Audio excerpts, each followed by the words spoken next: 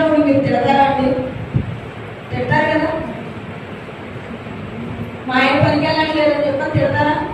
తిడతాం. మరి చర్చికి రాకపోతే ఎందుకు తిట్టట్లేదు మీరు? ఎందుకు తీసుకొని రావట్లేదు మీరు? మీరు ఎప్పుడైనా